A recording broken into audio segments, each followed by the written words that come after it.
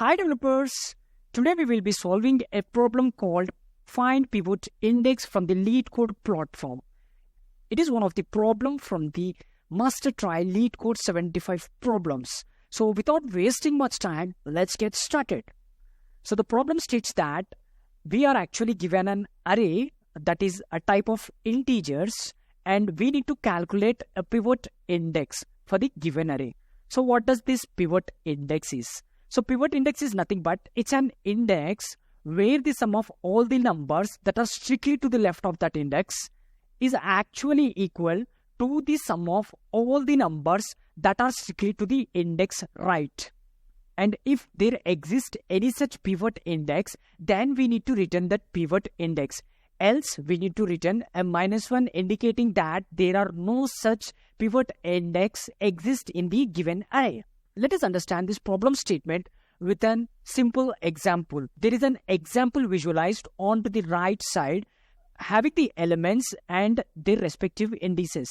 You can see the array size is actually 6 here and the indices ranges from 0 to 5.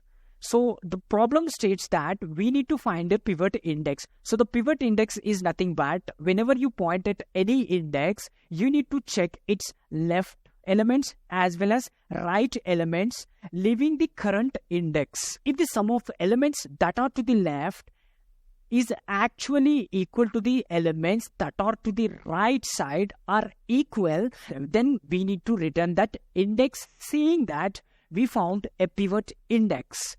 For this example, we have a pivot index at index 3. As you can see, the sum of left elements is actually 11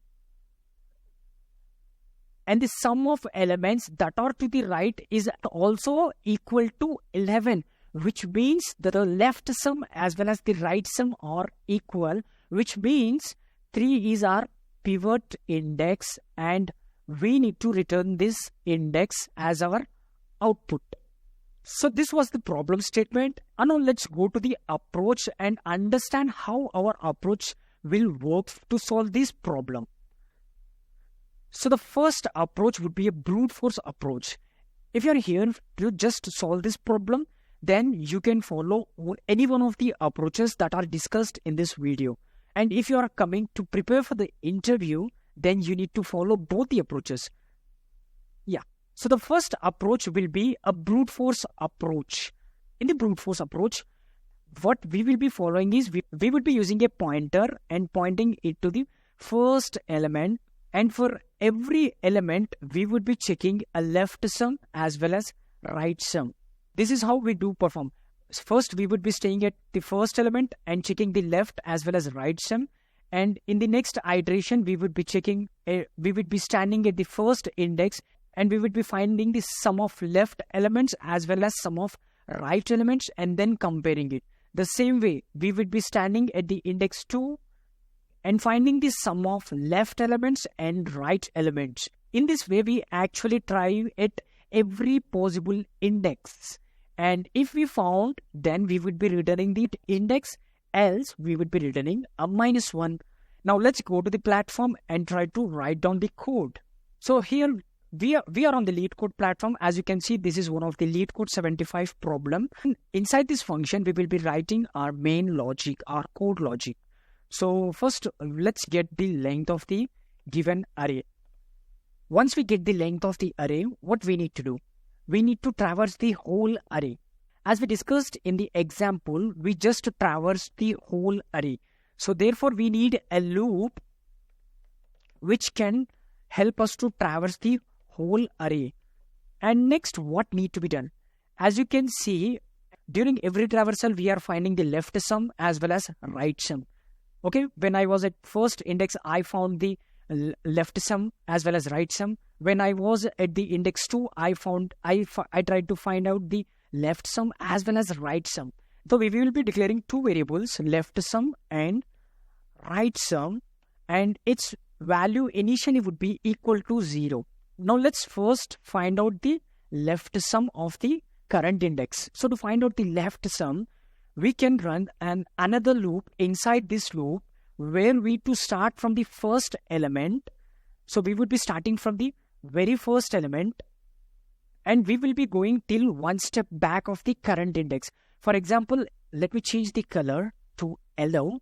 And if, for example, if I was at index 1, then I need to find the sum till index 0, right? So therefore, I need to find the left sum till I minus 1 element, right? And every time I need to move one step forward. And then during this, we are actually adding the array elements, maintaining it in a variable called left sum. So to keep the track of the left sum, we actually declared a variable called left sum. So what this does is, this will store over the sum of elements that are to the left side. So using this line, we are actually getting the sum of elements that are to the left side.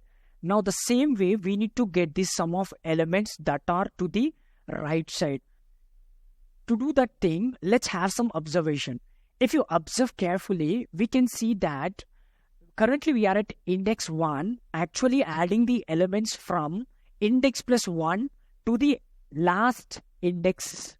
The same way, we are again running another loop called j, which will be starting from the I plus 1th index and going till the end.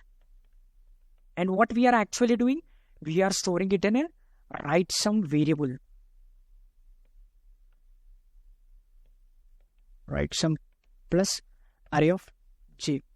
Once I give the left as well as right sum, I need to compare both of the sums.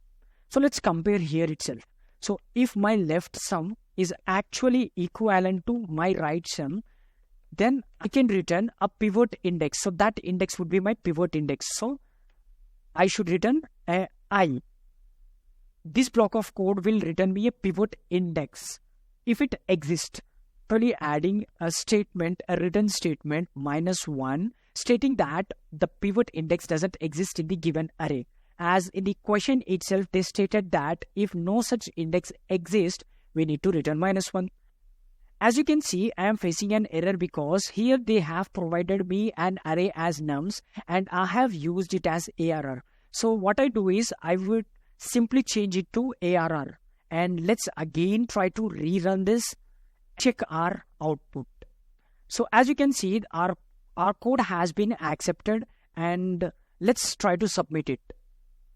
And you can see this code has successfully accepted. Now, let's try to understand the time complexity of this program. So let's analyze this. So if you look at this for loop, how many times does it runs? So for example, if we have one element in an array, then it will run for 1 time. If we have 2 elements in an array, it will run for 2 times. If we have 3 elements in an array, it will run for 3 times. And if we have n elements in an array, then it will run for n times. Inside this array, this will run 1 time, right? This will run for only 1 time. And next, we are again having a for loop. So how many times does it work? So it will run for x times. And there is another loop which will run for y times. Add x plus y, which is actually equal to n times only now. Because this plus this is actually equal to the size of the array, right?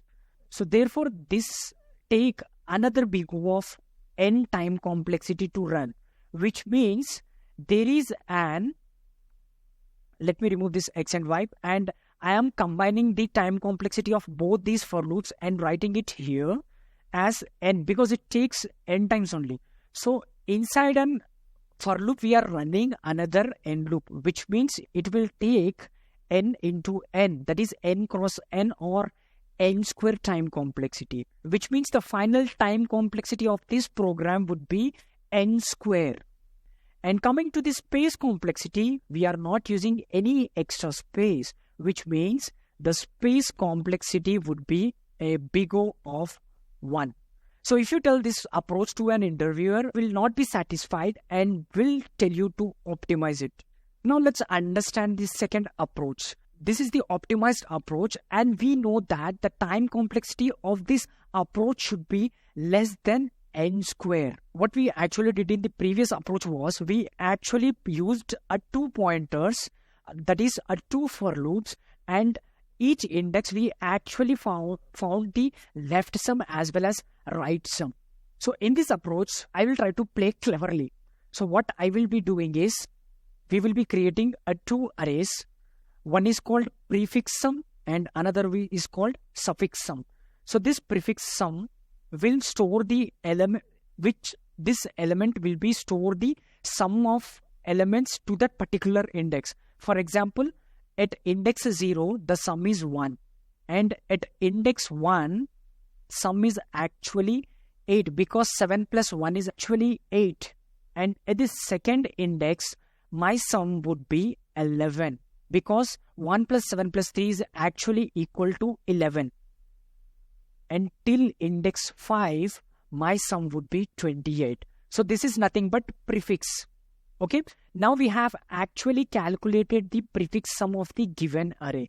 Now let's find out the suffix sum of the given array. We will be starting from here, and from the here we would be maintaining the sum count and storing it into the prefix sum array.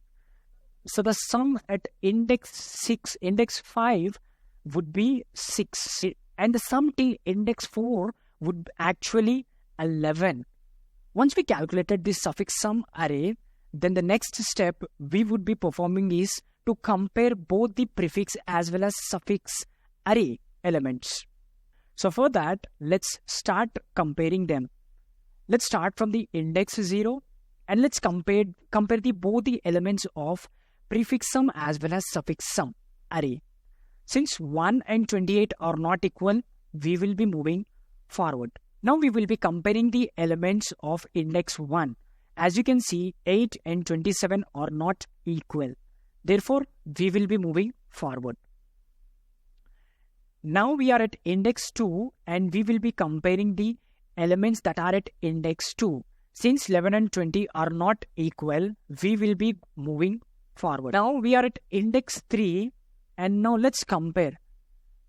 When you compare, you can see that the element in the prefix sum as well as the element in the suffix sum array is actually equal.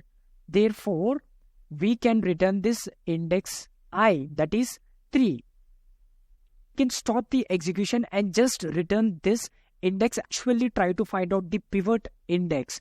So now let's come back to the platform and try to code it out. So first thing, I need to just declare an n, which actually tells me the size of the given array. So here our array name is nothing but nums.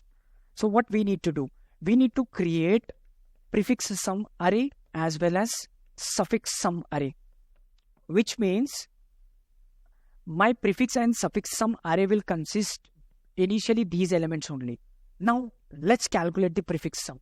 To calculate the prefix sum, what we actually did is we traversed from the 0th index to the last index, right?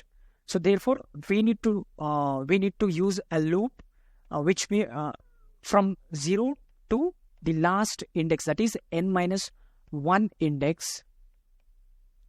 And what we actually did, we calculated the prefix sum.